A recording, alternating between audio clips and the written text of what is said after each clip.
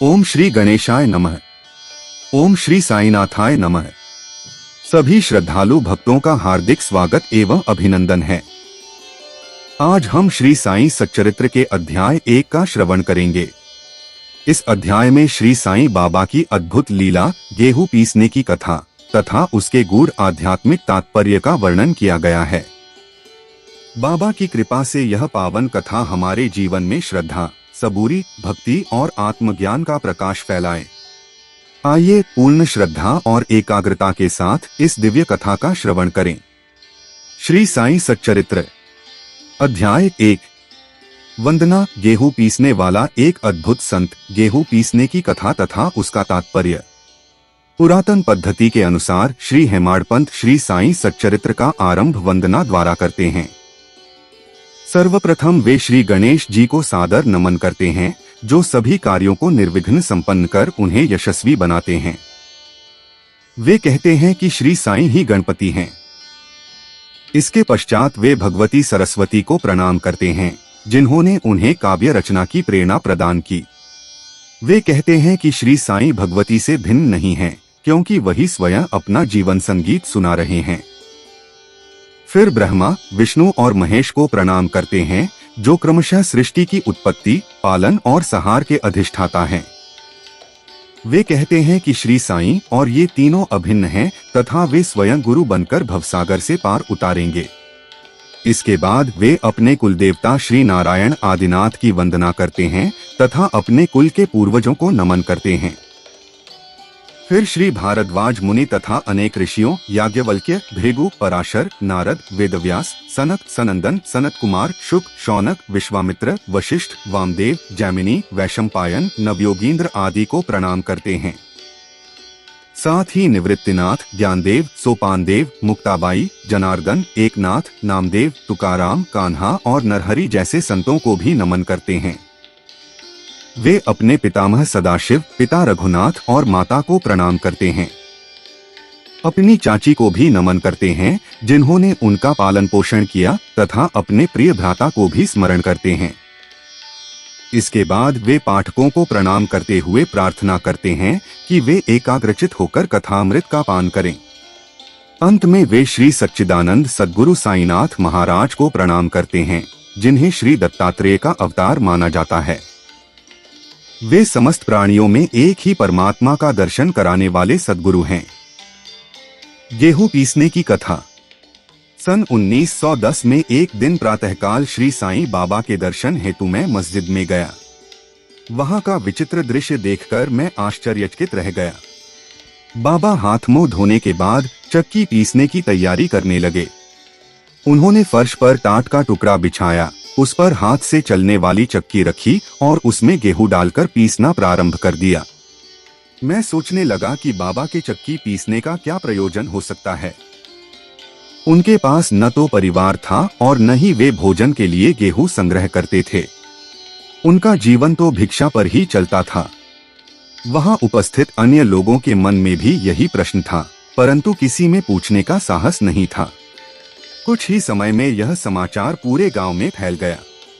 बाबा की यह अद्भुत लीला देखने के लिए स्त्री पुरुषों की भीड़ मस्जिद की ओर उमड़ पड़ी। उनमें से 4 निडर स्त्रियां आगे आईं। उन्होंने प्रेम पूर्वक बाबा के हाथ से चक्की का हत्था पकड़ लिया और स्वयं गेहूं पीसने लगीं। पहले तो बाबा क्रोधित हुए, परंतु उनकी भक्ति देखकर शांत हो गए और मुस्कुराने लगे। पीसते पीसते उन स्त्रियों के मन में विचार आया कि बाबा का कोई परिवार नहीं है, इसलिए यह आटा शायद गांव वालों में बांट दिया जाएगा।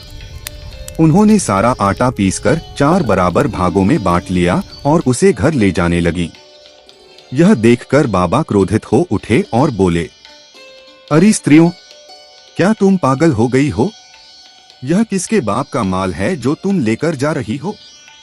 अच्छा, अब एक काम करो, इस आटे को गांव की सीमा पर जाकर बिखेराओ। स्त्रियों ने बाबा की आज्ञा का पालन किया और गांव की चारों दिशाओं की सीमाओं पर आटा बिखेर दिया। बाद में शिरडीवासियों ने बताया कि उस समय गांव में हैजे, विषुचिका का प्रकोप फैला हुआ था। बाबा ने यह लीला उसी महामारी को रोकने के लिए की थी। लोगों का विश्वास था कि बाबा ने प्रतीकात्मक रूप से उस रोग को पीसकर नष्ट कर दिया और उसके बाद गांव में महामारी का प्रभाव समाप्त हो गया। यह जानकर मेरी प्रसन्नता का पारावार न रहा। मेरा कौतूहल जागृत हो गया।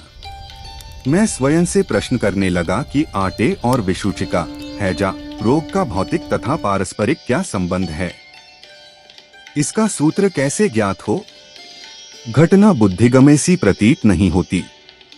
अपने हृदय की संतुष्टि के हेतु इस मधुर लीला का मुझे 4 शब्दों में महत्व अवश्य प्रकट करना चाहिए। लीला पर चिंतन करते हुए मेरा हृदय प्रफुल्लित हो उठा और इस प्रकार बाबा का जीवन चरित्र लिखने के लिए मुझे प्रेरणा मिली। यह तो सब लोगों को विदित ही है कि यह कार्य बाबा की कृपा और शुभ आशीर्वाद से सफलतापूर्वक संपन्न हो गया। आटा पीसने का तात्पर्य। शिरडीवासियों ने इस घटना का जो अर्थ लगाया वह उचित था, परंतु इसके पीछे एक गहरा आध्यात्मिक संदेश भी छिपा हुआ है। बाबा लगभग 60 वर्षों तक शिरडी में रहे और इस दौरान उन्होंने अनेक बार चक्की पीसने की लीला की। इसका वास्तविक अर्थ गेहूं पीसना नहीं था, बल्कि अपने भक्तों के पापों, दुखों, मानसिक विकारों और शारीरिक कष्टों को दूर करना था। बाबा की चक्की के 2 पार्टों का भी प्रतीकात्मक अर्थ है। ऊपर का पार्ट भक्ति, नीचे का पार्ट कर्म। चक्की का हत्था ज्ञान। बाबा का दृढ़ विश्वास था कि जब तक मनुष्य के हृदय से आसक्ति, घृणा, अहंकार और बुरी प्रवृत्तियां समाप्त नहीं होती, तब तक आत्मज्ञान और आत्मानुभूति प्राप्त नहीं हो सकती।